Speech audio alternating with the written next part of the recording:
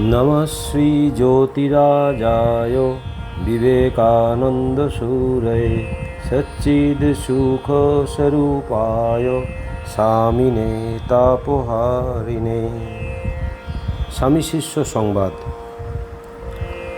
সপ্তদশ বল্লী।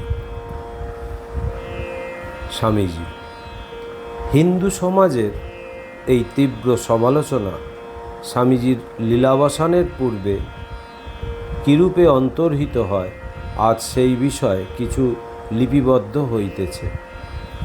1901 খ্রিস্টাব্দের মে কি জুন মাসে শিষ্য একদিন মঠে আসিয়াছে। স্বামীজি শিষ্যকে দেখিয়াই বলিলেন, ওরে, একখানা রঘুনন্দনের অষ্টাবিংশতি তত্ত্ব শিগগির আমার জন্যে নিয়ে আসবি? শিষ্য, আচ্ছা মহাশয়, কিন্তু রঘুনন্দনের স্মৃতি, যাহাকে কুসংস্কারের ঝুড়ি বলিয়া বর্তমান শিক্ষিত সম্প্রদায় নির্দেশ করিয়া থাকে, তাহা লইয়া আপনি কি করিবেন? স্বামীজি, কেন? রঘুনন্দন তদানীন্তনকালের একজন দিগ্গজ পণ্ডিত ছিলেন। প্রাচীন স্মৃতি সকল সংগ্রহ করে হিন্দুর দেশ কালোপযোগী নিত্যনৈমিত্তিক ক্রিয়াকলাপ লিপিবদ্ধ করে গেছেন। সমস্ত বাংলাদেশ তো তার অনুশাসনেই আজকাল চলছে।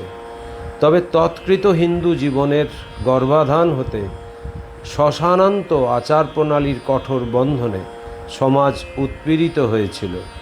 শৌচ প্রস্রাবে, খেতে শুতে, অন্য সকল বিষয়ের তো কথাই নেই।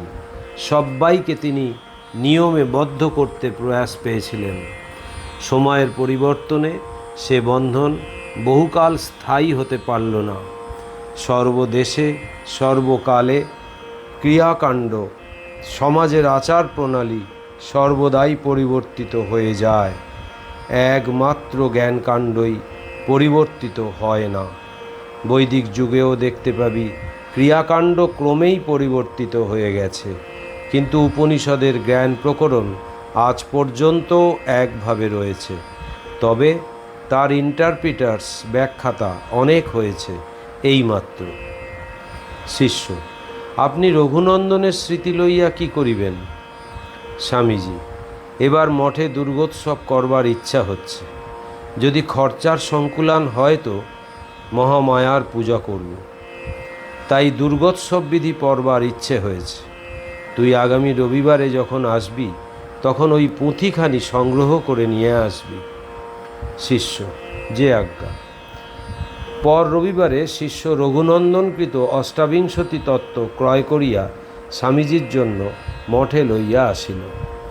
গ্রন্থখানি আজিও মঠের লাইব্রেরিতে রহিয়াছে। স্বামীজি পুস্তকখানি পাইয়া বড়ই খুশি হইলেন এবং ওই দিন হইতে উহা পাঠ করিতে আরম্ভ করিয়া 4-5 দিনেই গ্রন্থখানি আদ্যপান্ত পাঠ করিয়া ফেলিলেন।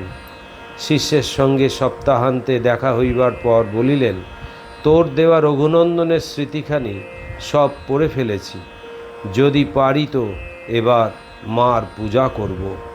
রঘুনন্দন বলেছেন, নবম ব্যাং পূজয়েত দেবীং কৃত্বা রুধির কর্দমম।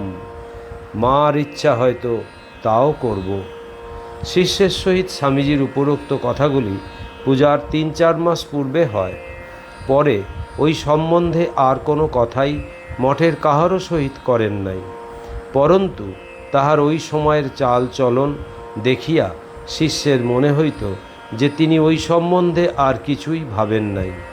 পূজার 10-12 দিন পূর্ব পর্যন্ত মঠে যে প্রতিমা আনয়ন করিয়া এবৎসর পূজা হইবে, এ কথার কোনো আলোচনা বা পূজা সম্বন্ধে কোনো আয়োজন শিষ্য মঠে দেখিতে পায় নাই।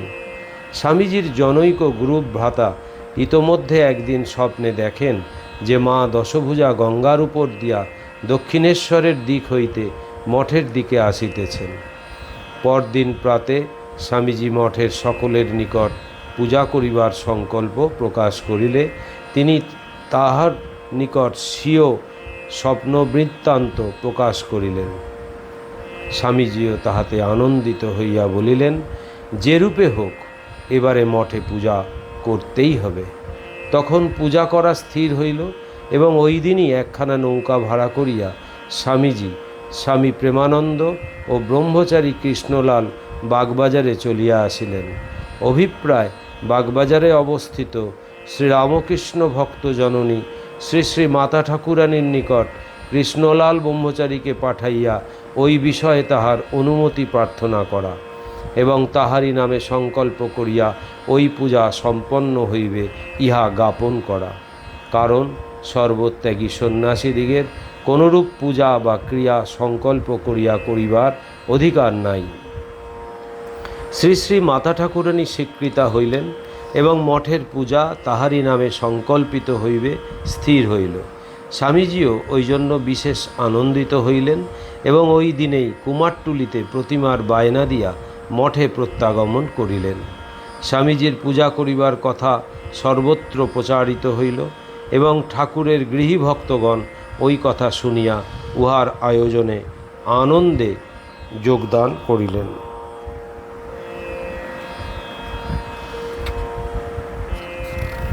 স্বামী ব্রহ্মানন্দের উপরে পূজা উপকরণ সংগ্রহের ভার পড়িল। কৃষ্ণলাল ব্রহ্মচারী পূজক হইবেন স্থির হইল। স্বামী রামকৃষ্ণানন্দের পিতৃদেব সাধকাগ্রণী শ্রীযুক্ত ঈশ্বরচন্দ্র ভট্টাচার্য মহাশয় তন্ত্রধারক পদে ব্রতী হইলেন। মঠে আনন্দ ধরে না। যে জমিতে এখন ঠাকুরের জন্ম মহোৎসব হয় সেই জমির উত্তর ধারে মণ্ডপ নির্মিত হইল। ষষ্ঠীর বোধনের 2-1 দিন পূর্বে কৃষ্ণলাল, নির্ভয়ানন্দ প্রভৃতি সন্ন্যাসী ও ব্রহ্মচারীগণ নৌকা করিয়া মায়ের প্রতিমা মঠে লইয়া আসিলেন।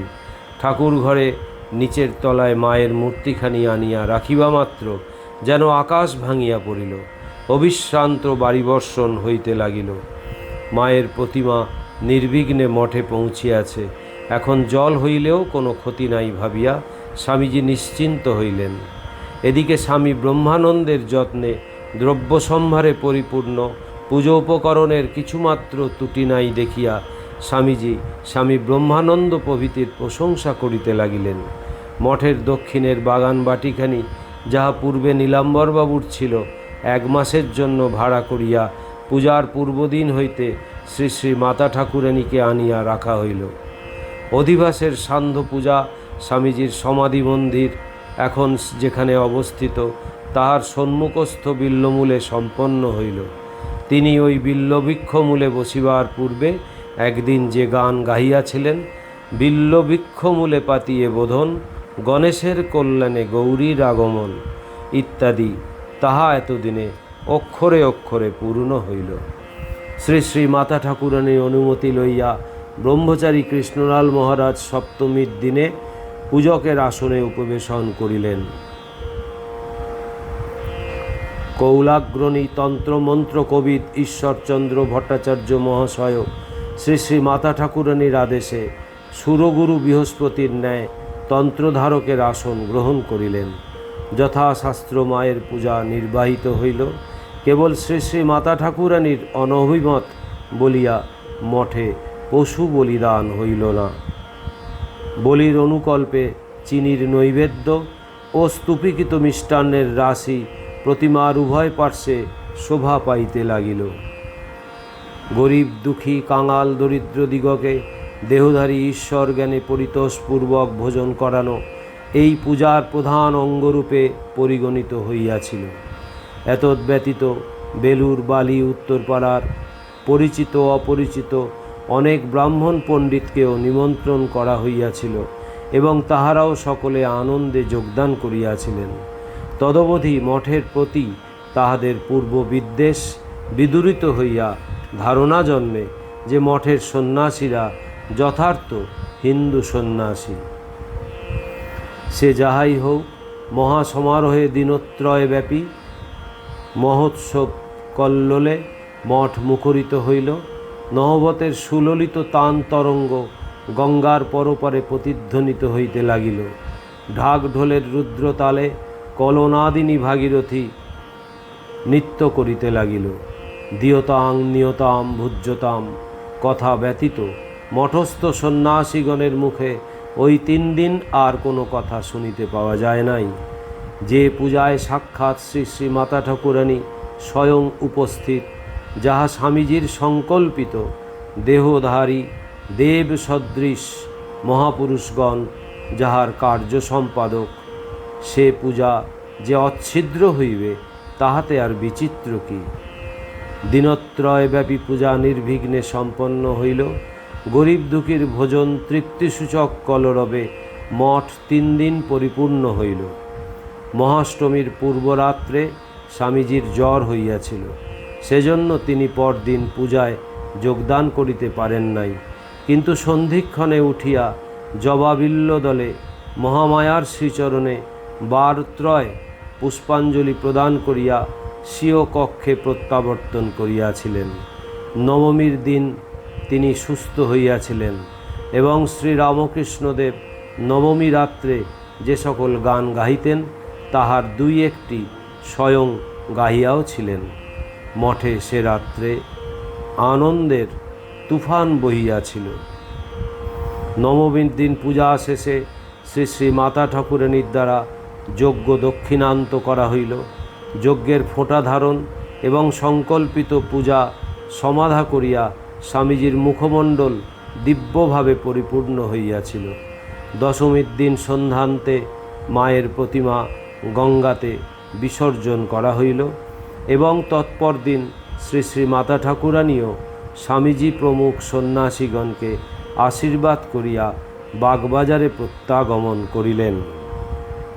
নবমীর দিন দুর্গোৎসবের পর স্বামীজি মঠে শ্রী শ্রী লক্ষ্মী ও শ্রী শ্রী শ্যামা পূজাও প্রতিমা আনাইয়া ওই বৎসর যথাশাস্ত্র নির্বাহিত করেন।